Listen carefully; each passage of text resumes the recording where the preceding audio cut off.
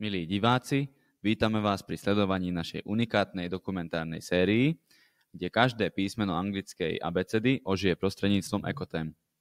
V tejto sérii sme sa rozhodli preskúmať a priblížiť vám environmentálne výzvy a riešenia, ktoré súvisia s každým jedným znakom abecedy. Prajeme príjemné sledovanie. H ako hospodárenie s vodou. Hospodárenie s vodou je veľmi dôležité, keďže je voda nevyhnutná pre život. Preto je dôležité, aby sa s ňou zaobchádzalo ohľaduplne a zodpovedne. Problémom 21. storočia je čoraz väčšie a výraznejšie znečistenie vody. Nadmerná spotreba a nedostatočná ochrana vodných zdrojov. Bohužiaľ, v niektorých krajinách je stále problém s odhadzovaním smetí priamo do vôd a následným používaním tejto znečistenej vody na osobnú hygienu. Na umývanie riadu, čo predstavuje vážne riziko pre zdravie, keďže táto voda môže obsahovať rôzne baktérie. Sú oblasti, kde v jazerách, riekach obyvatelia perú oblečenie, čo taktiež neprospieva vodným rastlinám, živočíchom, ako sú napríklad ryby a vtáky. Navyše, lode napríklad výletné môžu vyhadzovať pokazené jedlo a rôzne druhy odpadkov priamo do mora, čo prispieva k znečisťovaniu oceánov a tým pádom ohrozuje aj morský svet. Toto sú vážne problémy, ktoré ovplyvňujú nielen ľudí, ale aj ekosystémy. Preto by sme mali hospodáriť správne s vodou. Každý z nás k tomu môže prispieť. Ako? Určite svoje hlavné miesta spotreby vody, ako sú umývanie riadu, zavlažovanie záhrady a sprchovanie. A potom zavedte úsporné opatrenia, ako sú napríklad úsporné sprchové hlavice, opravte úniky vody, recyklujte dažďovú vodu, keď si umývate zuby, zastavte prúd vody.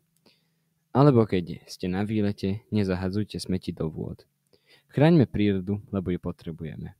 Vážme vodu ako vzácny zdroj a podnikneme kroky na jej vhodné využívanie. I ako inovácie. Inovácie pre životné prostredie sú nové technológie, produkty a procesy, ktoré prispievajú k ochrane a obnove životného prostredia. Vylepšenie fotovoltických panelov, veterných turbín alebo vyvíjanie efektívne a energeticky úsporné zariadenia. Zaviesť k prírode šetrné obaly, vymyslieť a vyrobiť nástroje na zlepšenie monitorovanie prírody, druhov rastlín a zvierat.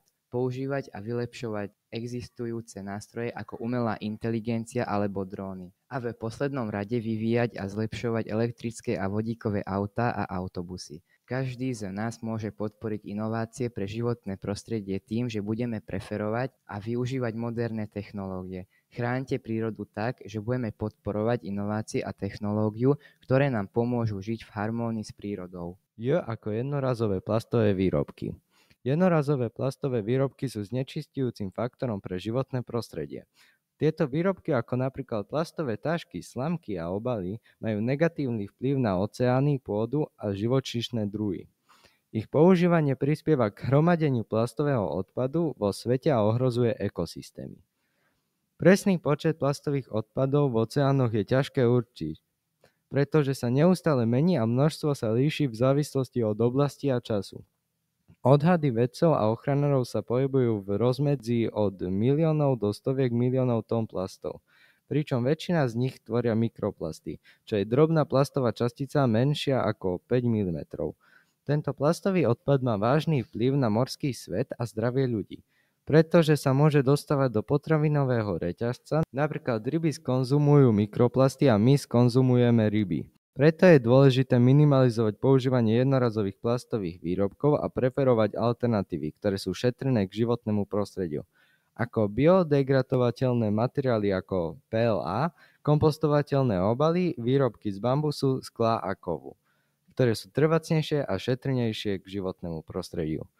Každý z nás môže prispieť k ochrane životného prostredia tým, že zníži spotrebu jednorazových plastových výrobkov a podporí opatrenia na ich obmedzenie. K ako kompostovanie. Kompostovanie je proces biologického rozkladu organického materiálu, ako sú zvyšky potravín a záhradný odpad, na vytvorenie živného kompostu. Tento proces nielenže znižuje množstvo odpadu, ktoré by inak končilo na skladkách alebo v spaľovniach, ale aj produkuje vynikajúci materiál na hnojenie pôdy. Tým, že obsahuje prírodné živiny a mikroorganizmy, ktoré podporujú rast rastlín, nachádzajú chemické hnojivá. Ako začať kompostovať? Na začiatí kompostovania stačí vybrať si vhodné miesto, zakúpiť alebo vyrobiť kompostovaciu nádobu, zhromaždiť organický odpad, ako sú kuchynské zvyšky a záhradný odpad, vytvoriť kompostovaciu vrstvu vo vybranej nádobe. Pridať ďalšie organické materiály, občas ho premiešajte a počkajte, kým sa zmení na hotový kompost, ktorý môžete použiť na zlepšenie pôdy. Každý z nás môže prispieť k ochrane prírody, takže ak viete a môžete, kompostujte. L ako lesy. Lesy sú domovom mnohých druhov rastlín a živočíchov. Na Slovensku máme rôzne typy lesov, každý s charakteristickými rastlinami a živočíchmi. Za prvé, listnaté lesy, kde máme stromy ako dúb, buk, javor, jaseň.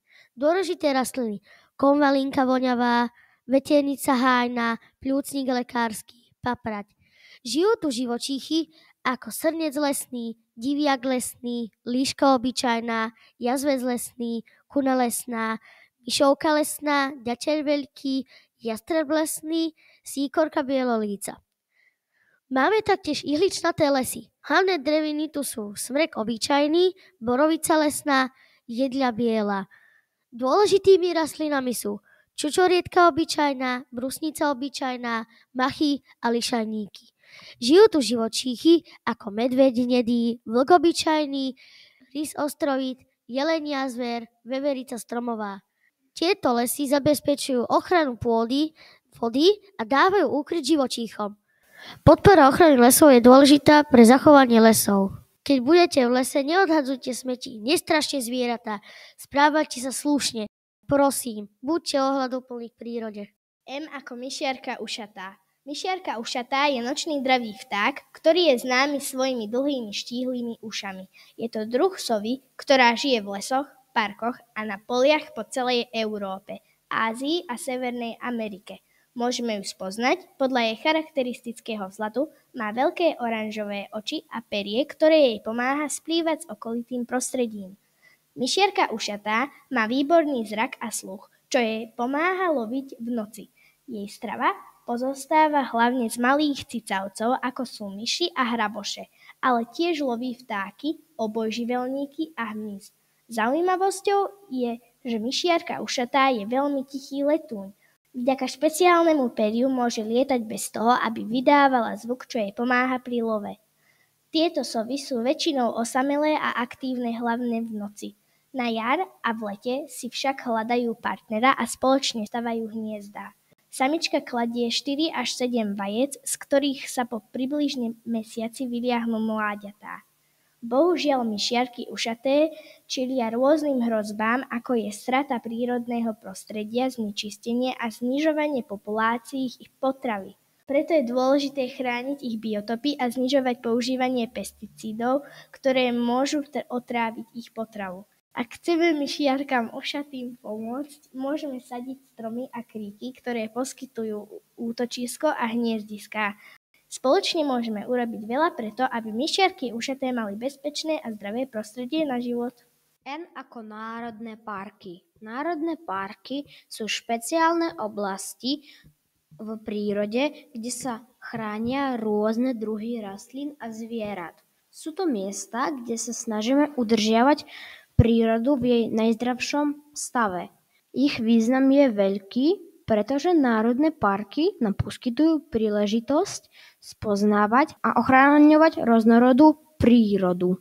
Sú miestom, kde môžeme vidieť divoké zvieratá v ich prirodzenom prostredí a objavovať krásne krajiny.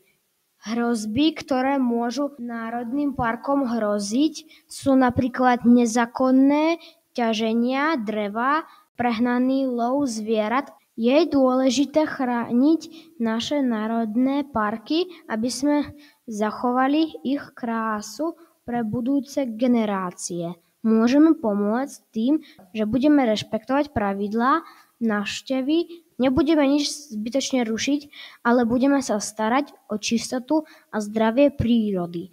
Ďakujeme, že ste dosledovali toto video. Ak sa vám páčilo, nezabudnite dať like, odber a vidíme sa pri ďalšej časti.